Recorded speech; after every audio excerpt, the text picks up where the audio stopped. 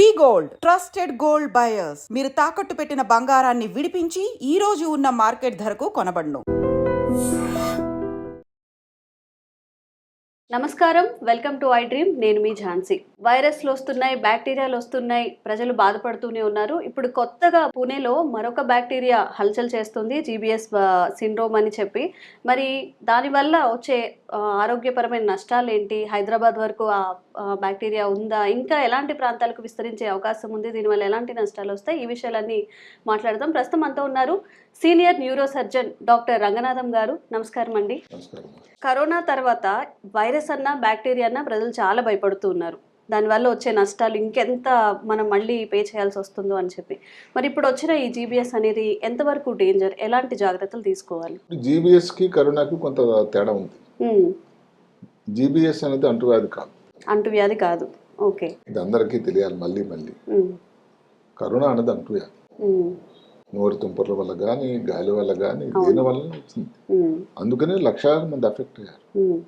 ఎందుకంటే దాంతో మనం పోల్చినట్టయితే జనాలు ఇప్పుడే భయపడి ఉన్నారు. ఇంకా భయం ఎక్కువ అవడానికి ఆస్కారం ఉంది. మన ప్రయత్నం భయపెట్టడం కాదు.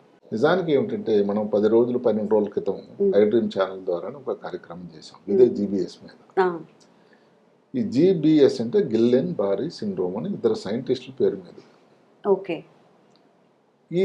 ఇది పూణే ప్రాంతంలో మొదలైంది, భారతదేశంలోనే ఈ మధ్య కాలంలో. ఈ జీబీఎస్ వ్యాధి అనేది కొత్తది కాదండి. భారతదేశంలో అడపాదడపా కేసులు వస్తూనే ఉన్నాయి.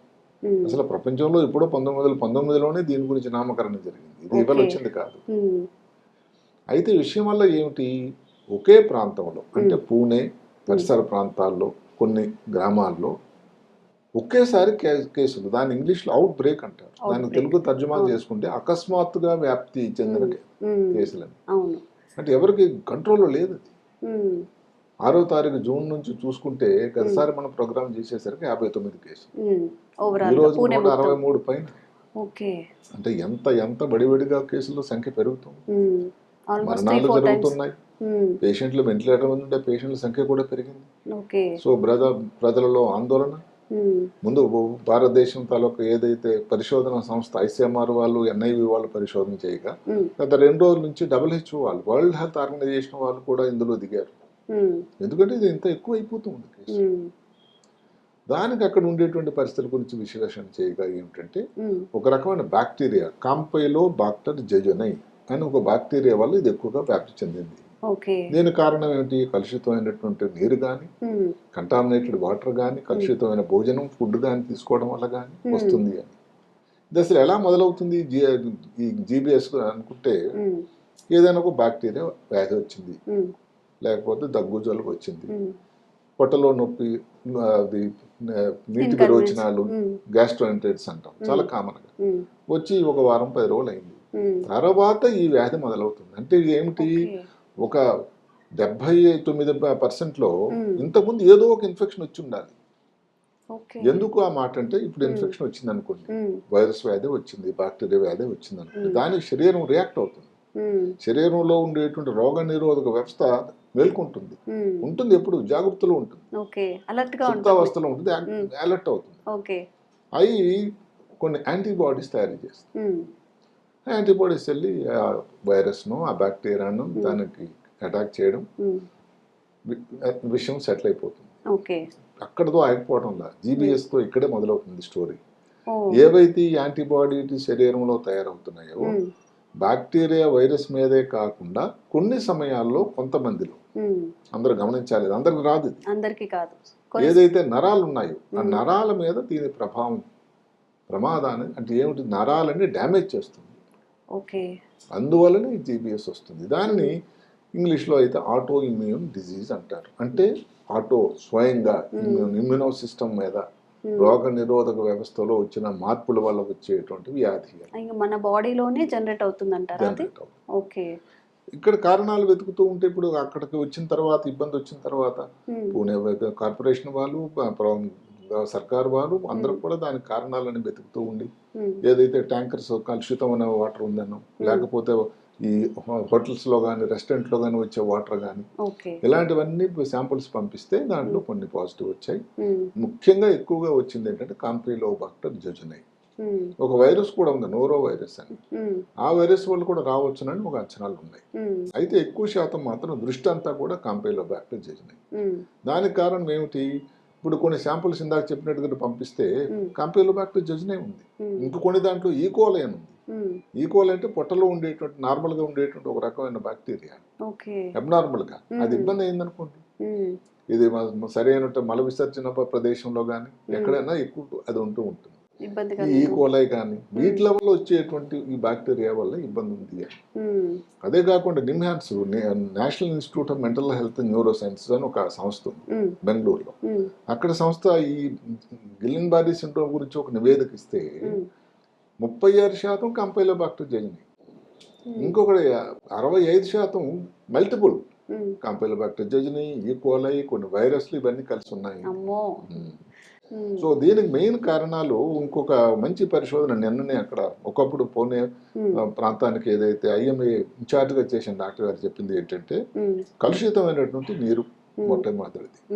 అదే కాకుండా శానిటేషన్ పారిశుభ్రత తక్కువైపోయింది. దానికి కారణం ఏంటంటే ర్యాపిడ్ అర్బనైజేషన్, అంటే పట్టణం అలా పెరిగిపోతుంది. మరి దానికి కనీస సౌకర్యాలు కల్పించున్నాయా? సరైన వాటర్ వస్తుందా? ట్యాప్ వాటర్ వస్తుందా? వాటర్ క్వాలిటీ ఎలా ఉంది? వాటర్ రుచి రంగు ఎలా ఉంది? ఇవన్నీ కూడా దాంతో ఏమిటంటే దానికి మనకు చేసినటువంటి వాటర్ ని ఏదైతే బ్లీచింగ్ అంటాం తెల్లగా చేయడం, ఒకసారి కలిపి సరిపోతుందా క్లోరినేషన్? అదే కాకుండా ఇప్పుడు వాటర్ పైప్స్ ఉన్నాయండి, పక్కనే సూయేజ్ పైప్స్ ఉన్నాయనుకోండి, మరి మురుగు నీరు తీసుకెళ్లేది దానికి మధ్యలో డిస్టెన్స్ ఉండాల్సింది 10 అడుగులట. ఎన్నిసార్లు జరుగుతూ ఉంది? ఇప్పుడు సూయేజ్ పైపుల నుంచి వాటర్ ట్యాంకులు వెళ్తే దానికి క్రాస్ కంటామినేషన్ అంటారు. దీని తాలూకు వాటర్ దాంట్లోకి వెళ్ళిపోతే పట్టణాల ప్రాంతాలు జరుగుతుంది. అది ఏదో తొందరగా వేసేయడం. ఇప్పుడు ఏదైతే అర్బన్ ప్లానింగ్ అథారిటీ అని అంటారు, వాళ్ళు ఎన్నిసార్లు ఈ జాగ్రత్తలన్నీ తీసుకుంటున్నారు, ఈ ప్రికాషన్స్ అన్ని తీసుకుంటున్నారు. ఇప్పుడు అదే కాకుండా ఇప్పుడు సెప్టిక్ ట్యాంక్ ఉంది, వాటర్ ట్యాంక్ ఉంది, దానికి దీనికి సెప్టిక్ ట్యాంక్ ఏంటి? మురికి నీరు, మలం ఇలాంటి వ్యర్థ పదార్థాలు ఉండేటువంటి దానికి దీనికి ఎంత త్రోవ ఉండాలి, చోటు ఉండాలి, డిఫరెన్స్. అది కూడా దగ్గర 10 అడుగులే. 10 అడుగుల మధ్యలో కానీ లేకపోతే ఏమవుతుంది? నీరుకి ఏముందండి? మనకు తెలిసిందే నీరు పళ్ళ మెరుగు నిజం దేవుడు అరుగని ఎంత చేపడుతుంది. ఇలాగ తెలియకుండానే చాప కింద నీరు లాగా ఇవన్నీ జరుగుతూ ఉన్నాయి. ఇప్పుడు ప్రభుత్వం వారు కూడా ఏమిటంటే ఇబ్బంది వచ్చిన తర్వాత నడుము కట్టడం వల్ల ఎంత ఉపయోగం ఉంది రాకన్నా. ఇప్పుడు జరిగిపోయింది ఏదో ఒక డాక్టర్ గారు ఎవరో చెప్పారు, ఒక చాలా సీనియర్ వైరాలజిస్ట్ సిఎంసి వెల్లూరు నుంచి, అసలు 4 రోజుల్లో దీన్ని కంట్రోల్ చేయాలి అన్నారు ఆయన. అది సాధ్యమా లేదా మనం తర్వాత మాట్లాడదాం. ఆయన అంటాడు రాగానే ఫస్ట్ ఇన్ఫర్మేషన్ చేయాలి, ఒక కేసు ఏదో వచ్చింది ఉండేటువంటి హెల్త్ అఫీషియల్స్కి తెలియజేయాలి. హెల్త్ అఫీషియల్స్ ఏం చేయాలి అంటే దానికి ఫస్ట్ ఆ శాంపుల్ తీసి టెస్ట్కి పంపించాలి. శాంపుల్స్ వచ్చే లోపల వాటర్ని అంతా పారిశుద్ధ్యం చేయాలి, డబుల్ క్లోరినేషన్ చేయాలి. అసలు ఒక చుట్టుపక్కల ఒక మ్యాప్ లాగా పెట్టాలి, ఈ ప్రాంతం ఏదైతే మన రోడ్డు మీద ఉంటాయి చూడండి, ఇక్కడ యాక్సిడెంట్లు జరిగే ప్రదేశం అని, అలాగే ఈ ప్రాంతంలో ఈ కేసులు ఎక్కువ ఉన్నాయి, జాగ్రత్త అని. అవన్నీ ఎక్కడ చేస్తే 4 రోజుల్లో కట్టడి అయిపోతుంది.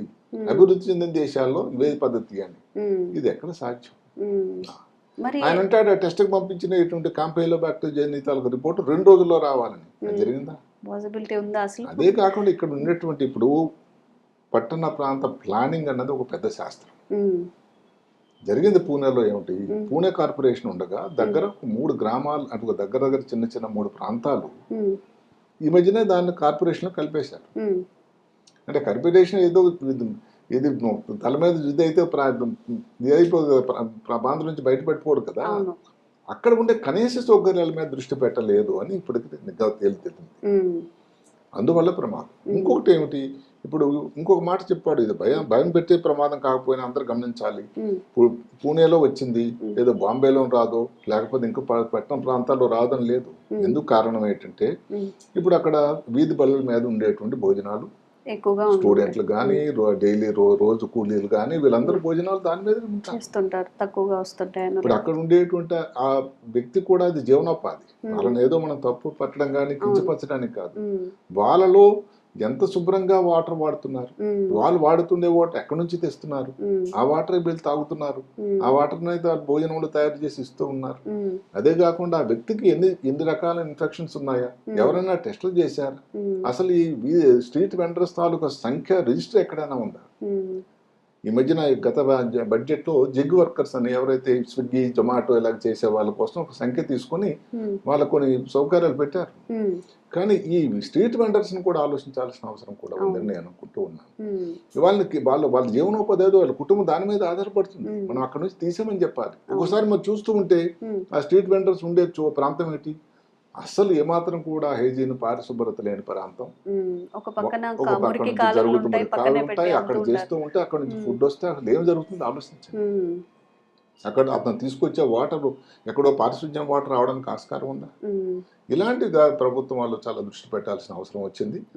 అదే కాకుండా ఇప్పుడు గతసారి ఇంతకుముందు మన కార్యక్రమంలో పరీక్షల కోసం 2 రకాల పరీక్షల విధానం అని చెప్పుకున్నాం. ఒకటి సిఎస్ఎఫ్ అని నడుములో నీరు తీసి, రెండోది ఏంటంటే నెర్వ్ కండక్షన్ స్టడీస్ అని ఇంకొక పరీక్ష కూడా ఉంది. అయితే హైదరాబాద్ లాంటి నగరాల్లోనే ఉంది. అది యాంటీ గ్లైకోసైడ్ యాంటీబాడీస్ అని. ఇది ప్రతి ల్యాబ్లు ఇక్కడ హైదరాబాద్ లో చాలా విరివిగా ఉన్నాయట. అంటే ఇది బ్లడ్ టెస్ట్. దీనివల్ల ఏమిటంటే దీనికి ఒక మార్కర్, అది చెప్పాలి జీబీఎస్ అంటే చెప్పడానికి చాలా పక్కా మార్కర్. ఇది నార్మల్ గా ఏదైతే ఉందో ఈ గ్లైకోసైడ్ అన్నది ఈ బ్రెయిన్ లో ఉండే టిష్యూ నరాల మీద ఉంటూ ఉంటుంది. ఈ వ్యాధిలో యాంటీబాడీస్ తయారై దానికి ప్రమాదం చేస్తూ ఉంది. ఇది చాలా లభ్యం అవుతుంది. అయితే కొన్ని చోట్ల ఒక్కొక్క టెస్ట్ 10,000 వరకు కాస్ట్ ఉంది. అయితే ఎంతమంది పేషెంట్ చేయించుకోగలరని ఆలోచించాల్సి ఉంటుంది. ఇప్పుడు ఈ టెస్ట్ ఇది గ్లైకోసైడ్ యాంటీబాడీస్ టెస్ట్ పూణే నుంచి నిమ్హాన్స్ బెంగళూరు పంపించారు. ఎందుకంటే అది ప్రభుత్వ సంస్థ. ప్రైవేట్ లో ఎంతమంది పేషెంట్లు చేయించుకోగలరు? ఇది కూడా మనం ఆలోచించాల్సింది. ముఖ్యంగా ఏమిటంటే తొందరగా చేయాలి, కరెక్ట్ అయిన పద్ధతి అయితే అదే పరీక్షను ఎక్కువ మంది చెప్తూ ఉన్నారు. మహారాష్ట్ర ప్రభుత్వం వల్ల ఏంటంటే సంతోషకరమైన వార్త, ఎవరెవరైతే ఈ జీబీఎస్ బాధితులందరికీ కూడా వైద్యం ఉచితంగా చేస్తామని వాళ్ళు దాని మందుల కోసం చెప్పినట్టయితే ఐజీఐవి అని ఇంట్రావీనస్ ఇమ్యునోగ్లోబులిన్ అన్నది చాలా ఖర్చుతో కూడుకున్నది. ఇంతకుముందు కూడా దాని డోసు అవంతా చెప్పుకున్నాం. 0.4 grams అది కిలోగ్రామ్ బాడీ వెయిట్ కి. అది ఒక 5 రోజులు ఇస్తే సరిపోతుంది. కానీ అది కూడా ఎంతమంది లక్షల్లోకి వస్తుంది. అలాంటి దాన్ని కూడా ప్రభుత్వం ఉచితంగా ఇస్తామని. ఇంకో రెండో పద్ధతి ఉంది ప్లాస్మా ఫెరిసిస్ అని. ఇవన్నీ కూడా ఉన్నాయి కొత్త పద్ధతులు. ఎవరెవరు ఎఫెక్ట్ అవుతున్నారు సార్ ఎక్కువ దీనివల్ల? ఇది అన్ని వయసుల వారు, స్త్రీలు పురుషులు అందరిలో కూడా వస్తుంది. అంటే చిన్న పిల్లలకి ఎక్కువగా ఉండడం. ఇక్కడ ఏదైతే ఈ ప్రాంతంలో ఉందో అసలు మామూలుగా చెప్పడం ఏంటంటే అప్పుడే పుట్టిన బిడ్డ నుంచి 59 సంవత్సరాల వరకు రావచ్చు. అప్పుడే పుట్టిన బేబీ కూడా వస్తుందా చెప్పడం. ఇప్పుడు మాటకి ఇంకా మిగతా ప్రాంతాలకు వెళ్తే ఒక్క పుణేతో ఆగలే. ఇప్పుడు ఆ పక్కన ముందే మహారాష్ట్రలోనే పింప్రి చించువాడ అని ఒక ప్రాంతం, అదే ఇంకా కొన్ని జిల్లాల నుంచి కూడా అన్ని కలిపి దగ్గర 163 కేసులు ఈ రోజున. ఒకే ఒకటి సింహగఢ్ రోడ్ అనే ప్రాంతంలోనే 86 కేసులు. మామూలుగా ఏమిటంటే ఇది జీబీఎస్ ఏదో మొదటిసారి వచ్చింది, ఇది పూణే వాళ్ళు తప్పు చేశారని కాదండి. జీబీఎస్ కేసులు ప్రపంచంలో కూడా ఇంత ముందు ఉన్నాయి. 1,00,000 జనాభాకి 1 కేసు 2 కేసులు వస్తాయి. ఇప్పుడు అవుట్ బ్రేక్ లాగా ఒకేసారి ఒక ప్రాంతంలో వచ్చింది కాబట్టి అందరూ భయపడుతూ ఉన్నారు. అసలు పెద్ద అవుట్ బ్రేక్ ప్రపంచంలో రికార్డ్ అనుకున్నట్టు 2019లోనే పెరు అని దక్షిణ భారతంలో ఒక దేశం ఉంది, పెరు. ఆ పెరులో 1,200 కేసులు ఒకేసారి వచ్చాయి. మళ్ళీ 2023లో కూడా 300 కేసులు వచ్చాయి. అసలు మెడికల్ లిటరేచర్ ప్రకారం ఏమిటి, 30 నుంచి 50 కేసులు కానీ ఒకే ప్రాంతంలో వస్తే దానిని అవుట్ బ్రేక్ కింద నిర్ణయించాలి. ఏదైతే మనం చెప్పుకున్న అకస్మాత్తుగా వ్యాప్తి చెందిన వ్యాధి, అంతేగాని కొత్త వ్యాధి ఏమి కాదు. అదే కాకుండా ఇప్పుడు అందరూ అంటారు, ఇప్పుడు ఇంతవరకు మనం పారిశుద్ధ్యం మాట్లాడుతున్నాం. ఒక విచిత్రమైన విషయం చెప్పమంటారు, ఈ వ్యాధి గురించి ఇంతవరకు 2021 వరకు ఒక పరిశోధన అంటూ జరగలేదు. ఎందుకంటే అడపా వస్తున్నాయి. ఏదో పెద్ద కార్పొరేట్ హాస్పిటల్లో లేదా ఏదో పెద్ద హాస్పిటల్లోనో అలాగ వచ్చింది, దానికి వైద్యం జరుగుతుంది, వెళ్ళిపోతున్నారు. ఇప్పుడు జరిగిందల్లా పూణేలో ఇన్ని కేసులు ఒకేసారి రావడం వల్ల. సిమ్టమ్స్ ఎలా ఉంటాయి సార్? సిమ్టమ్స్ దానికి లక్షణాలు ఏమిటి, కాళ్ళు చేతుల్లో ఏదో నడవలేకపోవడం, నడుస్తుంటే ఆయాస పడిపోవడం, ఊపిరి తీసుకోవడంలో ఇబ్బంది, మింగడంలో ఇబ్బంది, కాళ్ళు చేతులు మణికట్లు, ఇక్కడ చీలమండల దగ్గర ఏదో సూదులతో పొడిచినట్టు, ఇలాంటి ఇబ్బందులు వస్తూ ఉంటాయి. అదే కాకుండా ఏదైనా బీపీలో మారడం, ఎక్కువ అవడం కానీ తక్కువ అవడం కానీ, గుండె ఏదో స్పందన తేడా రావడం, గుండె కొట్టుకోవడం కానీ ఇలాంటి ఇబ్బందులు అంటూ వస్తూ ఉంటాయి. ఓకే. సో నెమ్మదిగా ఏమిటంటే ఇలాంటితో ఇక్కడితో ఆగిపోతే సరే, అవును. ప్రాబ్లం వల్ల కాళ్ళ దగ్గర మొదలై చేతుల వరకు వెళ్ళి తర్వాత మెడ ముఖం వీటికి వెళ్ళేసరికి వెంటిలేటర్ పెట్టాల్సిన అవసరం కూడా ఉంది. ఎవరైతే వాళ్ళంతా వాళ్ళు గాలి తీసుకోలేరో వాళ్ళకి వెంటిలేటర్ పెట్టాల్సిన అవసరం కూడా ఉంది. ప్రాబ్లం వల్ల వెంటిలేటర్తో. ఒక సంతోషకరమైన మాట అందరికీ ఏమిటంటే పూణేలో కేసులు ఒక పక్క నుంచి పెరుగుతూ ఉంటాయి, రికవరీ సంఖ్య కూడా పెరిగింది. ఇంటికి వెళ్ళిపోయిన పేషెంట్లు కూడా మొదలయ్యారు ఎక్కువ మంది. సో అక్కడ పెట్టగానే వెంటిలేటర్ అయిపోయిందని కాదు, దగ్గర 28 మందికి వెంటిలేటర్ తీసేశారు కూడా. అంటే మందుల తాలూకా ప్రభావం వస్తూ ఉంది. అయితే అందరికంటే ఆందోళన ఏమిటంటే కేసులు పెరుగుతున్నాయి. ముందు కన్నా ఇంకా వారంలో ఇన్ని కేసులు పెరిగాయి కాబట్టి ఇక్కడితో కాకుండా ఇంకొక పరిణామం ఏంటంటే భారతదేశంలోనే వెస్ట్ బెంగాల్లో దగ్గర 15 కేసులు వచ్చాయి. దాని పక్క రాష్ట్రం ఏదైతే అస్సాంలో కూడా కొన్ని కేసులు వచ్చాయి. అక్కడ ఒక మరణం కూడా జరిగింది. వెస్ట్ బెంగాల్ వచ్చిన కేసుల్లో చిన్నపిల్లలు వచ్చాయి ఎక్కువ మంది. అక్కడ కూడా కొంత విశ్లేషణ చేయాల్సి ఉంటుంది. ఇప్పుడు ఇక్కడ వాటర్ అక్కడికే కంటామినేషన్ అని చెప్పడానికి లేదు. ఎక్కడ ఉన్నది పూణే నగరం, ఎక్కడ ఉంది కలకత్తా. సీజనల్ బట్టి కూడా వస్తాయా సార్ ఈ బ్యాక్టీరియాస్? ఎక్కువ ఈ సీజన్ లోనే వింటర్ లోనే వస్తుంది. మన హైదరాబాద్ లో ఏమైనా ఒక కేసు వచ్చింది ఒక దగ్గర 5 రోజుల క్రితం. ఒక కేసు వచ్చింది సిద్దిపేట నుంచి. ఒక స్త్రీ 25 సంవత్సరాల స్త్రీ అక్కడ కొన్నాళ్ళు వైద్యం చేసుకుని రికవర్ కాకపోవడం వల్ల హైదరాబాద్ నగరం ఒక కార్పొరేట్ హాస్పిటల్ కి తరలించారు. ఆమె పరిస్థితి ఆందోళనకరంగా ఉంది. వెంటిలేటర్ మీద ఉంది. అన్ని వైద్యాలు అందించినా కూడా ఇంకా పూర్తిగా రికవర్ అయ్యి డిశ్చార్జ్ అయినట్టు మనకు సమాచారం అయితే లేదు. అదృష్టవశాత్తు ఈ 5 రోజుల్లో పూణే మాదిరి హైదరాబాద్ నగరంలో కేసులు అయితే పెరగలేదు. అందువల్ల ఎక్కడైనా పారిశుధ్యం, శుభ్రత, సరైన నీరు, ఒక అర్బన్ సరిగ్గా ప్లానింగ్, ఎక్కడైతే సీవేజ్ ప్లాంట్స్ ఏదైతే ఉన్నాయో మురికి నీరు వెళ్ళేది, వాటర్ వెళ్ళే పైపులు వేరే ఇప్పుడు పైపులు అనుకుంటే ఎన్నో పగిలి ఉంటాయి. దానికి సిఏజ్ ప్లాంట్స్ కూడా సరిగ్గా చేయాలి. దానికి పర్యవేక్షణ అవసరం. ఇలా అంటే ఒక ప్రాబ్లం వచ్చినప్పుడు అందరూ కట్టడం, అందరూ మీటింగ్లు పెట్టడం కన్నా టైం టు టైం అనేది పర్యవేక్షణ అనేది చాలా అవసరం. లేకపోతే ఒక పూణేలో జరిగింది ఇంకో ప్రాంతంలో జరగదని చెప్పడానికి ఏమీ ఆధారం లేదు. అది రాకూడదని మనం కోరుకుందాం. పర్సనల్ గా కానీ ఇప్పుడు హైజీన్ విషయంలో కానీ మన చుట్టుపక్కల పరిసరాలు కూడా ఎలా ఉంచుకుంటే మంచిది అంటారు? ఇప్పుడు దగ్గరకు మనం భోజనంకి వెళ్తున్నాం అనుకోండి, చక్కగా సబ్బుతో కడుక్కోవాలి. ఇచ్చేటప్పుడు ఇంకొకరు మీరు ఎవరికైతే భోజనం వాడే పాత్రలు కానీ ఇంకొకరు ఎవరితో షేర్ చేసుకోకూడదు. భోజనం ఏదైతే వండేటప్పుడు వేడి నీళ్ళు తాగడమే, వేడి భోజనమే తీసుకోవడం. బయట ఉండేటువంటి స్ట్రీట్ వెండర్స్ దగ్గర నుంచి ఫుడ్ తీసుకోకూడదు. చికెన్, మటన్ లాంటి తీసుకునే వాళ్ళ ఇష్టం మాంసాహారం చాలా ఎక్కువ టెంపరేచర్ 75 డిగ్రీలో పెట్టి చూడాలి. మామూలుగా ఏదైతే కోవిడ్ టైంలో ఆల్కహాల్, శానిటైజర్స్ వాడడం వల్ల ఉపయోగం ఉండదు. ఈ కష్టానికి ఉపయోగం లేదట. దానికి మనం సబ్బే కరెక్ట్. ఇలాంటి కొన్ని జాగ్రత్తలు ఉంటే సరిపోతుంది. ఇలాంటి మాస్క్ ఇలాంటి ధరించడానికి దీనికి ఉపయోగం లేదు. పారిశుధ్యం చాలా ముఖ్యం. మా వాష్రూమ్కి వెళ్ళారు, వచ్చినప్పుడు చేతులు కడుక్కోవాలి. భోజనంకి వెళ్తున్నారు, చేసుకోవాలి. వేడి నీళ్ళు అయితే 100%. ఈ సీజన్ అంతా గడిచి మళ్ళీ జీబీఎస్ రాలేదన్నంత వరకు ఎక్కడికి వెళ్ళినా మీరు వర్క్ స్పేస్ లో కానీ వర్క్ స్పాట్ లో కానీ వేడి నీళ్ళు తాగడం అనేది సముచితం. ఓకే, నిజంగా ఇది కంటామినేటెడ్ కాదు, అంటువ్యాధి కాదని మీరు చెప్పారు కాబట్టి పర్సనల్ హైజీన్ ఎవరికి వాళ్ళు ఇక్కడ చిన్నది గమనించాల్సింది ఏంటంటే జీబీఎస్ అన్నది అంటువ్యాధి కాదు. అది జీబీఎస్ రావడానికి ఏదైతే కారణభూతమైనటువంటి గ్యాస్ట్రోఎంటరైటిస్ ఏదైతే మనం ఇదంటాం కదా, పొట్ట నొప్పి వచ్చి లూజ్ మోషన్స్, ఈ వ్యాధులు ఏదైతే గ్యాస్ట్రోఎంటరైటిస్ అన్న ఉన్నదో అది మిగతా ప్రాంతాలకు వ్యాప్తి చెందడానికి ఉంది. దాని నుంచే కదా కాంపిలోబాక్టర్ జెజునాయి. సో జీబీఎస్ అన్నది అంటువ్యాధి కాకపోయినా జీబీఎస్ రావడానికి ఏదైతే బ్యాక్టీరియా ఉందో అది ఇంకో ప్రాంతానికి ఇంకో దానికి జరగడానికి అవకాశం ఉంది. అందరూ జాగ్రత్తగా ఉండాలి. పర్సనల్ హైజీన్ అనేది ఖచ్చితంగా పాటించాలి. గోరువెచ్చని నీళ్ళు తాగడం, ఇంకా నార్మల్ గా మిగతా వాటికి ఎలాంటి ప్రికాషన్స్ అయితే తీసుకుంటామో ఇప్పుడు హెల్త్ కేర్ కూడా అలా ఉంటే మంచిది. Thank you sir. నమస్కారం.